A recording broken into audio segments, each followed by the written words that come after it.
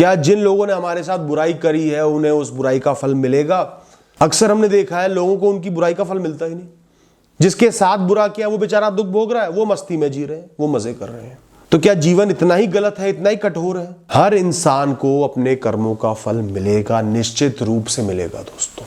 मेरी अपनी गहरी सोच के द्वारा, अध्यात्म के द्वारा या अपने फिलोसॉफिकल आउटलुक से मैं कहता हूं जरूर मिलेगा। कोई इंसान अपने तिल भर के कर्म से भी नहीं बच सकता। ये प्रकृति हर चीज नोट डाउन कर रही है, जो आप सोच भी नहीं सकते वो भी नोट डाउन कर रही है। पर एक बात समझना बहुत जरूरी है। हम चाहते हैं किसी ने हमारे साथ बुरा किया तो तुरंत ही उसको उस बुराई का फल मिल जाए। किसी ने मुझे धोखा दिया तो तुरंत ही उसे धोखा मिल जाए, या और बुरा हो जाए, मर जाए, बर्बाद हो जाए। किसी ने मुझे पिन चुभाया तो या तो उसको पिन चुभ जाए या तलवार घुस जाए उसके अंदर तुरंत। तो जैसे न्यूटन का थर्ड लॉ है ना, every action has an equal and opposite reaction. हमें लगता है every action must have an instant equal and opposite reaction, जो कि नहीं है। कर्म तो एक पॉइंट सिस्टम है, गिनती है। जैसे एक इंसान की हत्या करने पर 100 बुरे कर्म अगर आप पर चढ़ जाते हैं, और मानसिक रूप से एक इंसान की हत्या करने पर, उसको धोखा देने पर 70 पॉइंट आप पर चढ़ जाते हैं, 70 बुरे कर्म आप पर चढ़ गए। तो जैसे पहले आपके 1000 बुरे कर्म थे, 1000 बुरे पॉइंट थे, 800 अच्छे पॉइंट थे, 800 अच्छे कर्मों के पॉइंट थे। अब किसी के साथ धोखा करने पर वो पॉइंट आपके 1070 हो गए खराब वाले। अब प्रकृति निरंतर आपको परिस्थितियां दे रही है उन पॉइंट्स को सेटल करने के लिए। कोई अच्छी परिस्थिति दे रही है अच्छे पॉइंट, अच्छे कर्म खत्म करने के लिए, बुरी परिस्थिति दे रही है बुरे कर्म खत्म करने के लिए। और उनके होने पर जो आप कर्म कर रहे हो वो नए कर्म बना रहे हैं। अब सपोज जिस इंसान ने आपको धोखा दिया, 70 बुरे कर्म और बढ़ गए, 1070 बुरे कर्म हो गए। तो अब प्रकृति उसको जो बुराइयां देनी थी वो और बड़ा कर देगी। किसी कठिन परिस्थिति में डालना था वो कर्म खत्म करने के लिए, और जटिल परिस्थिति में डाल देगी। या उसको कोई अच्छाई देनी थी उसके अच्छे पॉइंट खत्म करने के लिए, वो अच्छाई अब कम कर देगी। बुरे पॉइंट बहुत ज्यादा है, उनको भी तो सेटल करना है, ये वाली परिस्थिति इसको दे देती हूं। तो हो सकता है कि आज प्रकृति कुछ ना करे, पर उसके दिमाग में तो आपका भूत भविष्य सब कुछ है ना। भविष्य में 10 मुश्किलों में डाल दे, छोटी छोटी 10 मुश्किलों में। या फिर अगले 10 साल वो मजे करे, चैन ले, फिर उसको कोई बहुत भयंकर बीमारी मिल जाए, पॉइंट बहुत ज्यादा बढ़ गए ना नेगेटिव वाले।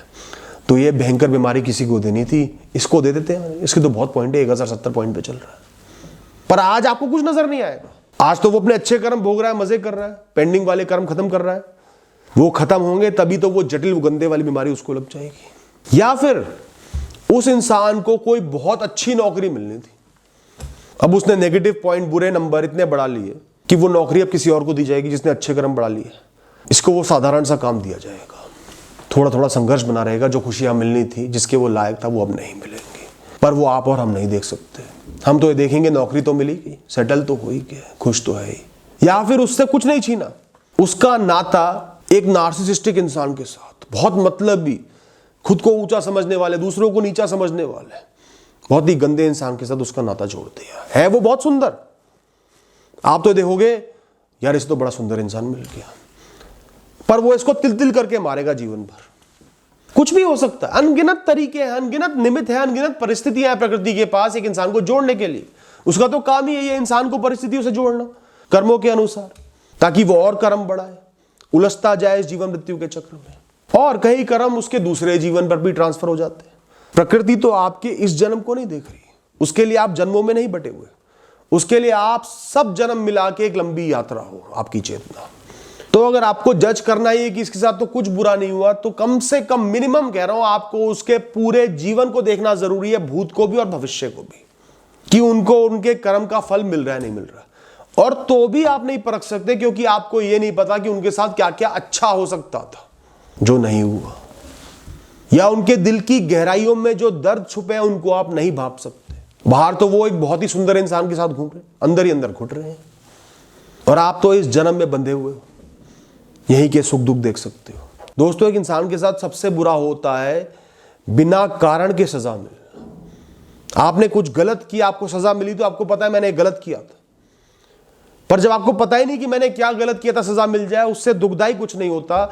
और ये जो जन्म जन्म का फेर है, ये यही करता है। इस जन्म में दुख भोग रहे हो, पता नहीं क्यों मिल गए, क्यों लाइफ अनफेयर हो गई, क्यों गलत हो रहा है, जबकि गलत कर्म उस जन्म में करे थे। तो ये तो और कड़ी सजा है कि इस जन्म के बुरे कर्मों के फल अगले जन्म में मिल रहे हैं। तो ध्यान रखना कि इंसान के हर कर्म का फल उसे निश्चिंत ही मिलेगा, पर वही फल मिलेगा जैसा कर्म किया था ये जरूरी नहीं, उसी समय मिलेगा ये जरूरी नहीं, पर फल मिलना तय है। किसी ने आपके साथ तिल तुष मात्र भी बुरा कर दिया, आपका एक बुरा कर्म खत्म हुआ, आप मुक्त हुए उससे, और वो उससे जाकर चिपक गया। अब उसे भी उससे आगे जाके दुख भोग के मुक्त होना ही होगा। और ऐसा नहीं कि हर कर्म का फल बाद में ही मिलेगा, ऐसा नहीं है। ये दुनिया इतनी भी रूखी नहीं है, उसको आपको मोटिवेटेड रखना है अच्छे कर्म करने के लिए। तो कई फल छोटे छोटे या बड़े बड़े आपको उसी समय मिल जाते हैं अपने कर्मों के लिए। जैसे एक इंसान ने अपने पति या पत्नी को त्याग दिया किसी बहुत पैसे वाले इंसान के लिए, तो सबसे पहली बात, वो पैसे वाला इंसान अगर समझदार होगा तो समझ जाएगा कि ये इंसान भरोसे के लायक नहीं है, वो कभी इन पर भरोसा नहीं कर पाएगा, हमेशा ताने देगा, तूने उसको छोड़ दिया, क्या पता मुझे छोड़ दे। और वो इंसान जिसने किसी इंसान को अपने से अलग कर दिया, क्या वो उस इंसान पर टिका रहेगा? उसे और कोई सुंदर इंसान मिल गया, इसको भी छोड़ देगा, जब मन भर जाएगा इसको भी छोड़ देगा। तो ये इंसान किसी अपने को धोखा देकर जीवन में कभी भी धोखा खाने के लिए वल्नरेबल हो गया है। अब इसको तैयार रहना पड़ेगा। एक और एग्जांपल बताता हूं। कई लोग जो बहुत रिश्वतें लेते हैं, खासकर उन लोगों से जो बहुत मजबूर हैं, उस समय तो पैसा ही पैसा होता है, लेकिन पैसा क्या उनके पास होती है? ब्लैक मनी, काला धन। और काला धन कहां लगता है? या तो किसी को बिना कागज पत्तर के ब्याज पर दिया जाता है, जो ज्यादातर पैसा मरता ही है, या शराबों में, अलग अलग नशों में, प्रोस्टिट्यूशन जैसे कामों में खर्च होता है, जो हमारे शरीर को खराब करते हैं, मनोस्थिति को खराब करते हैं, हमें अंधा बना देते हैं, गलत संगति में डाल देते हैं, और वो देख के हमारे बच्चे भी बिगड़ते हैं, उनको भी हराम का पैसा हजम नहीं होता, वो भी गलत संगत में पड़ जाते हैं, कुछ अच्छा नहीं कर पाते और खानदान बर्बादी की तरफ आगे बढ़ता है उस पैसे से। अब तुम्हारे साथ जो भी बुरा हुआ उसमें सबसे अच्छी बात यह है कि हर इंसान की तरह तुम भी 2 पॉइंट्स टेबल लेके चल रहे हो, अच्छे कर्मों की, बुरे कर्मों की। तुम्हारे भी बुरे कर्म ज्यादा ही होंगे, तभी ये इंसानी जीवन मिला है। तो जो उसने तुम्हारे साथ बुरा किया, तुम्हारे वही बुरे पॉइंट कम हो गए, उसके बढ़ गए। तो उसके अगर 70 पॉइंट बढ़े हैं तो तुम्हारी बुराई के 70 पॉइंट कम हो गए हैं।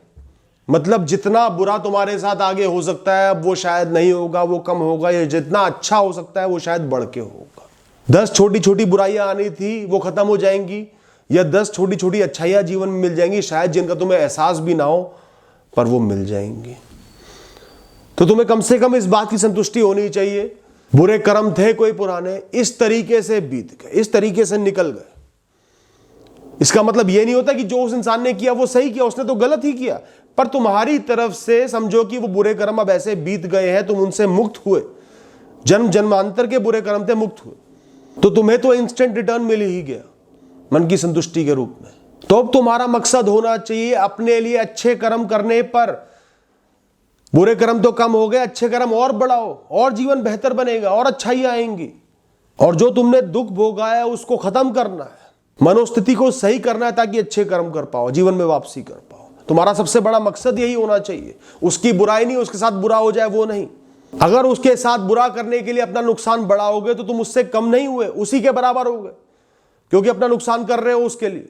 तुम अपने तब हुए जब तुम आगे बढ़ने का सोचो, अब मुझे अपनी बेहतरी के लिए क्या करना है, उस इंसान से दोबारा पाला ना पड़े उसके लिए क्या करना है, क्या सीखनी है। आपको अब हील करना है, जीवन में कर्मों में वापस लौटना है, इस खेल को अच्छे से खेलना है।